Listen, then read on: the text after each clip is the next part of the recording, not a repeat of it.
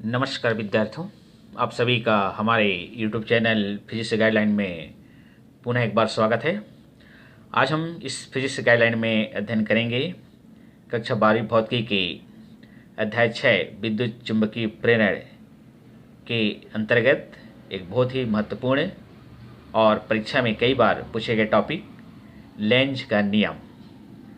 विद्यार्थियों, हम इस टॉपिक पर आपसे चर्चा करें इसके पहले मैं उन विद्यार्थियों से निवेदन करना चाहूँगा कि यदि आप हमारे चैनल पर पहली बार शामिल हो रहे हैं तो आपसे निवेदन है कि आप हमारे YouTube चैनल फिजिक्स गाइडलाइन को सब्सक्राइब कीजिएगा और आप सभी इस वीडियो को शुरू से अंत तक अवश्य देखिएगा। तो आइए हम चर्चा करते हैं लेंज का नियम। विद्यार्थियों, सबसे पहले लेंज ने किसी कुंडली में उत्पन्न प्रेरित धारा की दिशा ज्ञात करने के लिए उन्होंने एक नियम का प्रतिपादन किया था जिसे हम लेंज का नियम कहते हैं।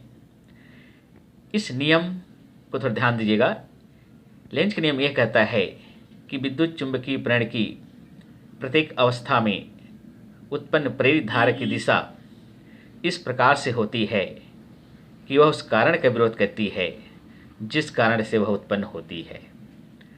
तो इस नियम से हम प्रेरित धारा की दिशा किस प्रकार से ज्ञात करते हैं, इसके लिए हम इस नियम की व्याख्या करते हैं जो इस चित्र में दिखाया गया है। जैसे कि आप इस चित्र में देखेंगे कि जब हम चुंबक के एन ध्रुव को किसी कुंडली के पास लाते हैं, जैसे चित्र में आप देख रहे हैं, नोट्स के साथ मैंने यहाँ पर लिखा है कि जब हम चुंबक के एन ध्रुव को कुंडली के पास लाते हैं तो इस कुंडली से बद्ध चुंबकीय फ्लक्स में वृद्धि होती है। फलस्वरूप इस कुंडली में प्रेरित धारा उत्पन्न हो जाती है। अतः लेंज के नियमानुसार इस प्रेरित धारा की दिशा इस प्रकार से होगी कि वह इस चुंबक के एन ध्रुव को कुंडली के पास लाने का विरोध कर सके।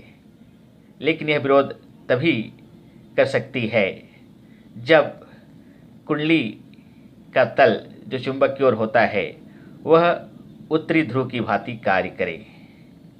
अतः इस स्थिति में कुंडली में उत्पन्न जो प्रेरित धारा की जो दिशा होती है वो एंटी क्लॉकवाइज अर्थात वामवर्त दिशा में होती है। जैसे आप चित्र में देख रहे हैं कि ये एन ध्रुव की तरह काम करेगा, तो एन ध्रुव की तरह कार्य करेगा तो इसकी दिशा जो होगी ऊपर से नीचे की ओर अर्थात एंटी क्लॉकवाइज अर्थात घड़ी के विपरीत दिशा में होती है।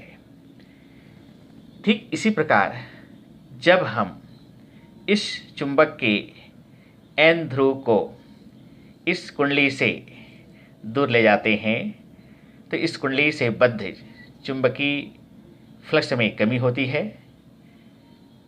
इस कारण इस कुंडली में पुनः प्रेरित धारा उत्पन्न होती है। यह प्रेरित धारा इस चुंबक के एन ध्रुव को दूर ले जाने का विरोध करेगी, लेकिन ये विरोध तभी कर सकती है जब इस कुंडली का तल जो चुंबक की ओर होता है वह दक्षिण ध्रुव की भांति कार्य करे, क्योंकि दक्षिण ध्रुव भांति कार्य करने के कारण ये चुंबक को आकर्षण बल के द्वारा अपनी ओर आकर्षित करने का प्रयास करेगा अथवा उसे दूर जाने से रोकेगा। अतः इस स्थिति में इस कुंडली में उत्पन्न जो प्रेरित धारा की दिशा जो होती है वो दक्षिणावर्त होती है अर्थात घड़ी के दिशा में होती है, जिसकी व्याख्या को मैं एक नोट्स के रूप में आपके सामने रख रहा हूँ। आप इसकी व्याख्या को बहुत अच्छे से इस नोट्स को देख करके आप लिख सकते हैं। लेंज के नियम की दूसरी व्याख्या के नोट्स को यहाँ पर दिखाया गया है। विद्यार्थियों, अब हम यह सिद्ध करेंगे कि वास्तव में जो लेंज का जो नियम होता है वह ऊर्जा संरक्षण के नियम के अनुकूल होता है। विद्यार्थियों, जैसे आप जानते हैं कि ऊर्जा संरक्षण के नियम के अनुसार ऊर्जा न तो उत्पन्न की जा सकती है और न ही नष्ट की जा सकती है, केवल उसके रूप में परिवर्तन किया जा सकता है।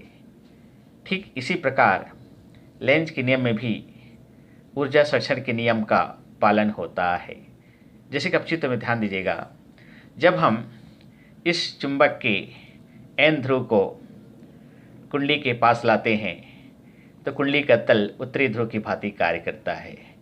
फलस्वरूप इस चुंबक और कुंडली के बीच में सजातीय ध्रुव होने के कारण इसमें प्रतिकर्षण बल कार्य करता है। अतः इस प्रतिकर्षण बल के विरुद्ध चुंबक के एन ध्रुव को इस कुंडली के पास लाने के लिए हमें कार्य करना पड़ेगा और यही कार्य इस कुंडली में विद्युत ऊर्जा अर्थात प्रेरित धारक रूप में उत्पन्न होती है। ठीक इसी प्रकार चित्र में ध्यान दीजिए, दूसरे चित्र में, कि जब हम चुंबक के एन ध्रुव को कुंडली से दूर ले जाते हैं तो कुंडली का तल दक्षिण ध्रुव की भांति कार्य करता है। फलस्वरूप इस चुंबक और कुंडली के मध्य आकर्षण बल कार्य करता है। अतः इस आकर्षण बल के विरुद्ध चुंबक के एन ध्रुव को इस कुंडली से दूर ले जाने के लिए हमें पुनः कार्य करना पड़ता है और यही यांत्रिक कार्य इस कुंडली में विद्युत ऊर्जा अर्थात प्रेरित धारक उत्पन्न होती है। अतः इससे स्पष्ट है कि चुंबक के एन ध्रुव को कुंडली के पास या कुंडली से दूर ले जाने के लिए हमें जो कार्य करना पड़ता है वो कार्य नष्ट नहीं होता है, बल्कि दूसरे रूप में अर्थात विद्युत ऊर्जा अर्थात प्रेरित धारक में इस कुंडली में उत्पन्न होती है। अतः इससे सिद्ध होता है कि लेंज के नियम ऊर्जा संरक्षण के नियम के अनुकूल होता है। तो विद्यार्थियों, ये प्रश्न इसी प्रकार से पूछे जाते हैं कि लेंज का नियम क्या है, समझाइए और सिद्ध कीजिए कि लेंज का नियम ऊर्जा संरक्षण नियम के अनुकूल होता है। तो मैं जिस बात को आपके सामने रखा हूँ उसे आप नोट कर लीजिएगा। विद्यार्थियों, आप सभी इस वीडियो को शुरू से अंत तक एक बार अवश्य देख लीजिएगा और बढ़िया से अपनी कॉपी में इसकी नोट्स तैयार कर लीजिएगा। और यदि आपको हमारा यह वीडियो अच्छा लगा तो लाइक कीजिएगा, अपने दोस्तों को शेयर कीजिएगा और हमारे चैनल को सब्सक्राइब कीजिएगा, क्योंकि आपके लाइक और शेयर और सब्सक्राइब करने से हमें आपके लिए फिजिक्स के नए नए टॉपिक पर वीडियो बनाने की हमें प्रेरणा मिलती है। तो विद्यार्थियों, हम आपसे एक नए वीडियो के साथ पुनः मिलेंगे। तब तक के लिए आप सभी को जय भारत, जय हिंद।